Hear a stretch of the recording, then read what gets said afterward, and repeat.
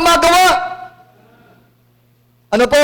May mga pagkakataon, naiinip tayo, pero hindi natin alam, yung Diyos pala ang ipiniprepare na. Gumagawa na siya ng paraan. Yung mga goal natin, yung vision natin, maabot na natin. Kaya magtiyagalan tayo. Huwag tayong hinto. Huwag kang magkukwit. Huwag kang manlalabig. Bakit? Sa takdang panahon, aani ka. Sapagkat ang Diyos, may ginagawa siya. God is working things out. Ano po? Kaya nga, sabi doon, yung farmer, ginamit niyang illustration, nagtanim siya, ano po, nag-antay siya doon sa, yung kanyang binhi ay tutubo. Actually, hindi naman yung farmer ang magpapatubo ng binhi eh. Ang hindi niya alam, nagtanim siya ng umaga ng binhi, natulog siya, pero hindi niya alam, habang natutulog siya, yung binhi, ang nagpapatubo nun ay ang Diyos. Hindi po ba? Sa loob ng simbahan, just preach the Bible, just preach the word, just share. Ano po, just pray, just keep on doing the ministry. And I saw you, God is working things out. Sabi ng Bible, ang Diyos ang nagpapalago. Kung di lumalago yan, hindi mo problema yan. Ang Diyos ang nagpapalago yan. Huwag kang masisipayo, huwag kang mabidiscourage. Bakit may mga, nandyan, hindi uncontrollable people inside. I tell you, ang Diyos ang nagbibigay ng increase. Parang gisip tayo, tagal ko na, bakit hanggang ganito pa lang? O may mga simba, may mga pastor tayo dito, tagal na, pero doon sa yugto ng buhay nila, doon sila talagang binless ng Lord. Nag-antay lang. Nagtiyaga lang. Opo. And then, this is the last. Sa amin, pag last na, malasang amen.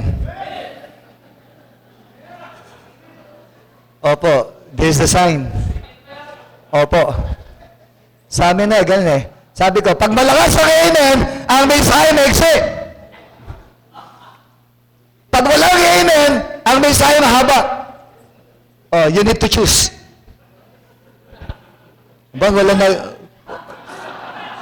Karnal, ano? Karnal. Sabi ko, no, I'm just kidding. Ano po? What am I supposed to be doing while I'm waiting on God? So, number one, very simple. Wait expectantly. Siyempre, nagtanim ka, din may aasahan kang aanihin. Eh di kung wala kang tananim, anong aasahan mo? Tapos nakatingin ka sa malaking simbahan, naglalaway ka. Kailan kaya kung magkakaroon ng ganon? Magtanim ka. Tiyaga ka. Sabi nga kanina, luhod, manalangin. Just ka na po, do the soul winning. Ano po? Conduct Bible study. Share the Bible. Ano po? Discipleship. Gawin ang ministry. I tell you. Ano po? Isang araw makita mo, habang ginagawa mo yun, may inaasahan ka isang araw, nasisinag ka, eto Panginoon, ang inaasahan ko. Alam ka, magtanim ka, hindi ka maasa. Alam ka naman, nag-soul winning ka, wala kayo inaasahan. Alam ka naman, nag-ministry ka, wala kayo inaasahan. May inaasahan tayo magyayari. Kaya tayo nandito ngayon. Kaya hindi tayo tumitigil. Bakit? Sapagkat may inaasahan tayo. Kung wala kang inaasahan, umuwi ka na lang.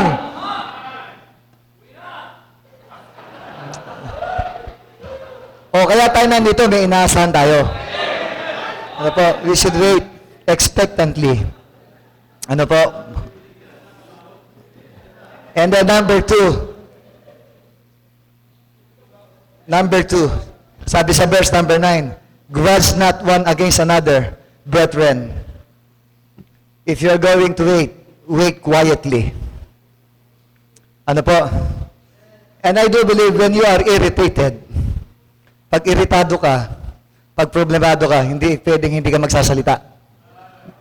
So, while you are waiting to the Lord, while you are applying the attitude of patience, you need to be quiet. Alam niyo ba, buntong hininga lang natin, naririnig lang ng Diyos?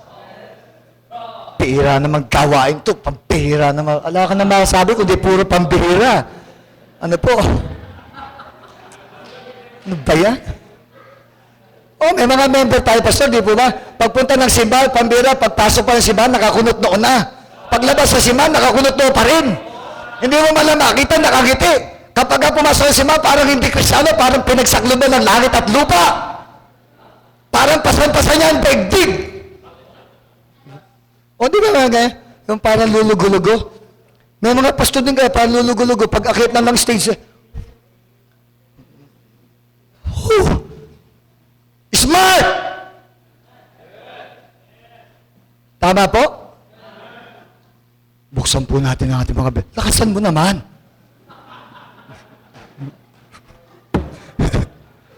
Bagamat we have different personality.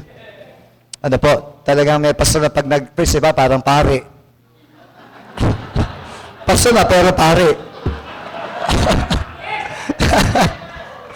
Oo. Ewan ko. Ako siguro, hindi ako makapag-preach sa parang pare. Pastor ako eh.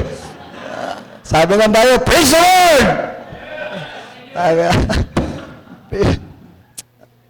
Huwag nating sisihin yung iba. Parang ano eh, parang yung mag-asawa sila, yung babae ganyan ng ganyan. Ganyan. Tuloy talagang uuwi pa lang yung asawang lalaki sa bahay, ganyan. Buti pa raw yung aso, humahalipuy-puy. Yung kanyang asawa, tahol ng tahol. Baligtad eh. Hindi ba dapat humahalipuy-puy yung aso? Ay, yung asawa. Baligtad eh. Tumatahol dapat yung aso. Eh, nangyari yung asawa, tahol ng tahol, yung aso humahalipuy-puy. Tirang buhay yan, oh. Nagel. Eh, namatay yung mister. Eh, binigyan siya ng pamana. Pinamana lang sa kanya yung last will and testament. Eh, inilagay lang yata 100 pesos. Galit talaga siya. Galit talaga siya. Hindi ba nakalagay sa libingan, rest in peace? Bumpunta siya agad doon sa libingan. Binalitan niya yung rest in peace. Ano mo nalagay doon? Till we meet again. At bira, kahit sa kabilang buhay, gaganyan ka pa rin. Huwag ka magreklamo sa gawain ng Diyos. Narinig pa rin natin reklamo. Alam mo, napakapalad natin mga pastor. Bakit ka mo? Tingnan mo. Pinapanood ko yung gumagawa sa building namin. Yung mga laborers sa mga mason. Isipin mo, sa loob ng isang araw, 500 pesos ang sweldo. Sa loob ng isang linggo, isipin mo, times 6, 3,000 lang ang maiuwi. Babawas pa doon yung pagkain nila. Ibabawas pa doon yung pamasahin nila. O tayo, mga pastor, magkano tinatanggap natin sa simbahan? Pero yung depende natin, hindi katulad ng 500 na magtatrabaho ka isang araw, na nasa initan ka, maghahalo ka ng simento. Oh, hindi ba? Oh, nagpis tayo sa ibang mga simbahan, may love gift yan eh. Hindi naman kita pinarinig ka, pastor. Hindi pinaparing ka. Pero totoo yun, di po ba? Because we are inviting pastors in our church to preach in our church, but we are preparing love gift para sa kanila. At yung love gift natin sa kanila, kung susumayin mo yung trabaho ng isang linggo, eh, isang oras ka lang na nagsalita. O libre pagkain pa.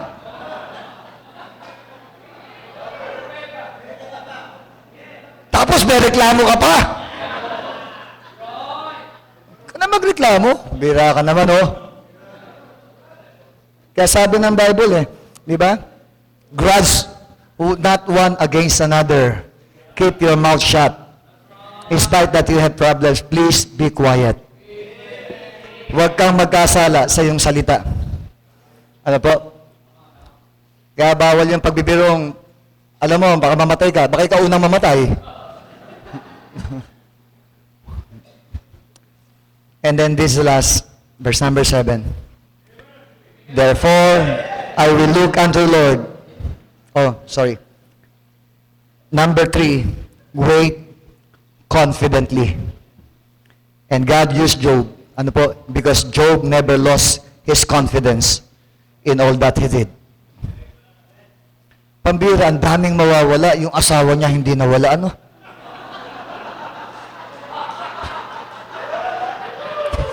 Nag-iwan pa ang Panginoon ng moral support daw yun eh.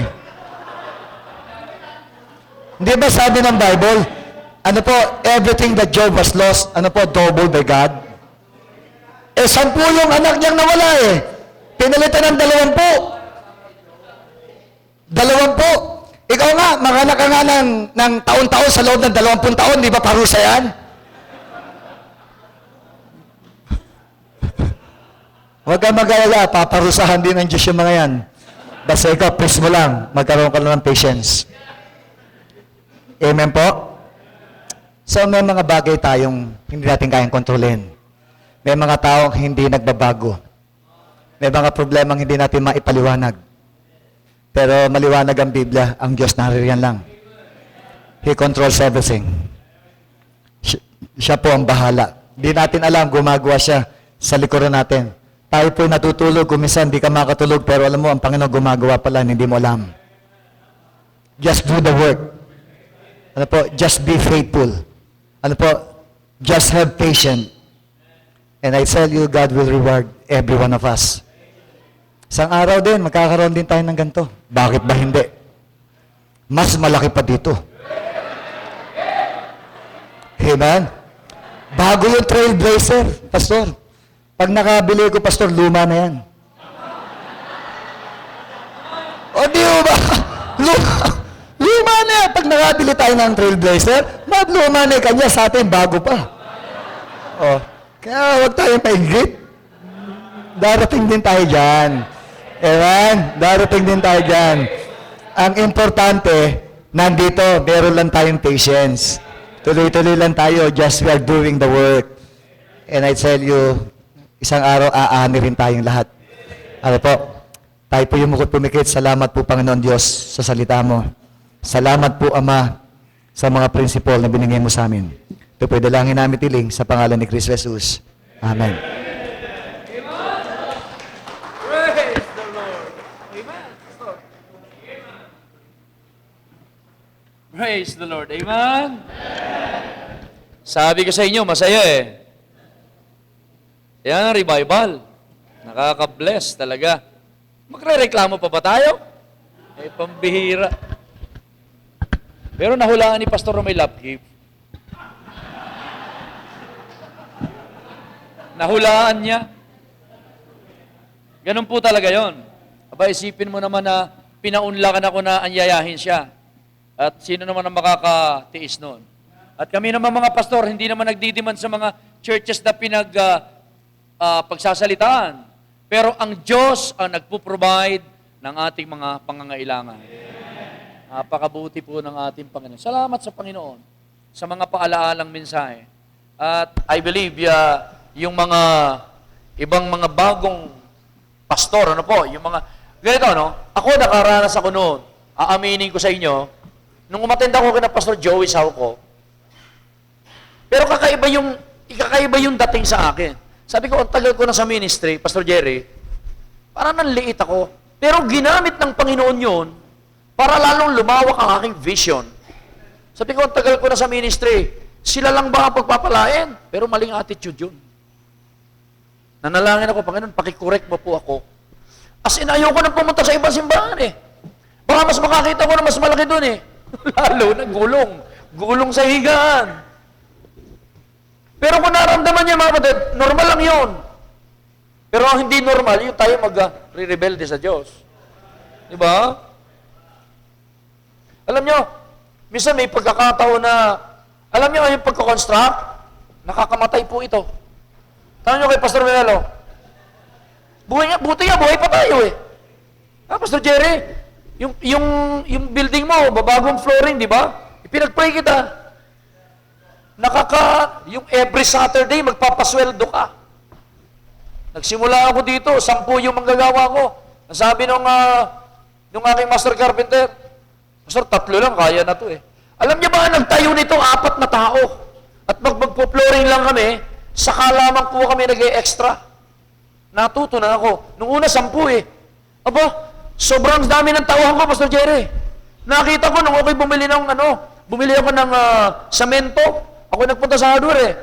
Kasi hindi ko makontak punta ko ng hardware. Pagbalik ko, yung manggagawa ko, nagpapashoot ng graba sa timba. Hinuli ko sa likod. Sabi ko, Edwin ang pangalan. Sabi ko, hindi ba masimpat? Yeah, 3 point yan ah. Hindi nga eh. Yan. Gusto mo bang hanggang ngayon ka na lang? Hindi, nagpapashoot pa. Nung limigot pa, Pastor, sorry ho. Mga nagpapatama. Pupukpok, magsisinsil. Kakain na, hindi na itutuloy yun. Break time. Ha, Pastor Jerry? Inaaraw.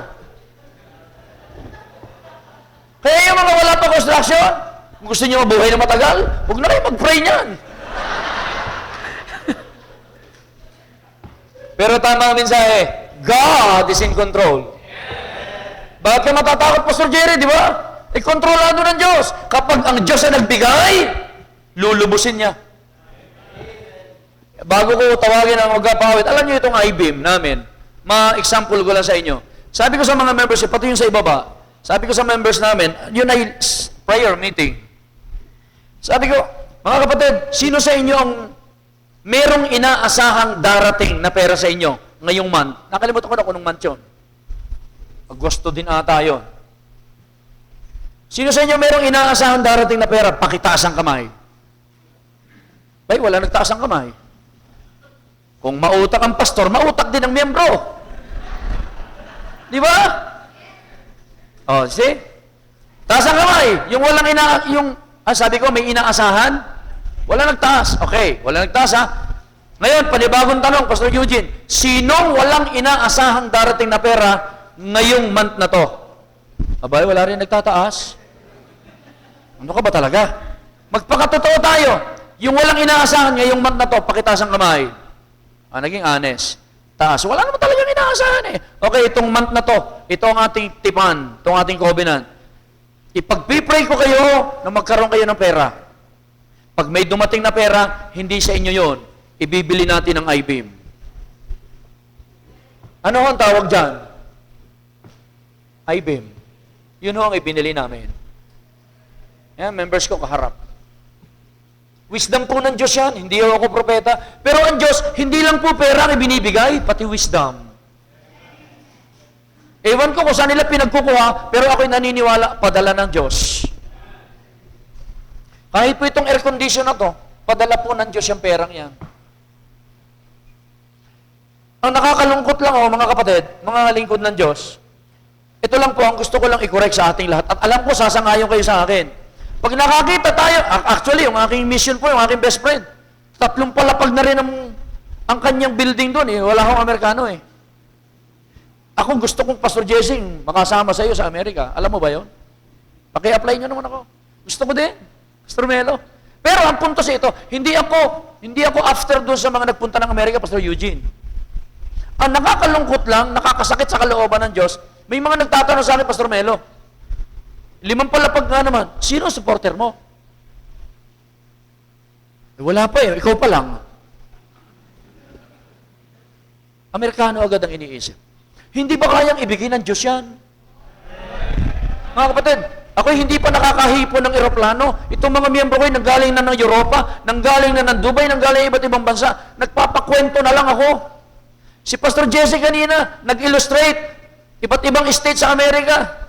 Nakita kita, nag-golf ka ron, inggit na inggit ako sa'yo. Pero, wala akong masama doon sa banal na inggit. Ang pangit ay masamang inggit. Pero nais ko sabihin sa inyo, mga kapatid, subukin nyo lamang pong matuyo sa Diyos. Subukin nyo lang. Napakalapit ng Panginoon sa atin. Makita lang ang humility. Ako po yung magsasapatos lamang na nagsimula dito. Manggagawa lang. Pastor Eugene, naalala mo, nagpupunta ka rito? Pero tapos na akong magawa noon, doon sa old building. Kaya ako sinasabi yan, baka po isipin yung, lahi kami ng mayayaman. Mayayaman ang hiya, lahi namin. Hindi nahihiya, maselstok sa tao. Pero yung pera, laking hirap ho ako. Sanay ako sa ang ulam may target. Nakain ng kanin, asin yun. Pero gusto ko pa ito sabihin para malaman natin na hindi po tayo sa tao aasa. Kahit sa mga miyembro, makinig kayo members, hindi ako sa inyo umasa. May mga kapatid tayo, hindi ako sa kanila umasa. Kaming lahat ay umaasa sa Diyos. Kaya, kung sasabihin natin, tagal ko na sa ministry, bakit wala pa ako nito? Patience. Patience. Gusto ko lang i-share, ano po, kami po dito, ilang beses na kaming binaha. Ilang beses na. At nang una, pangalaw, pangatlong baha, maraming beses na kaming binaha. Pero kami po ay tinuruan ako ng Diyos na mag-ayuno. Nasa Bible po yan.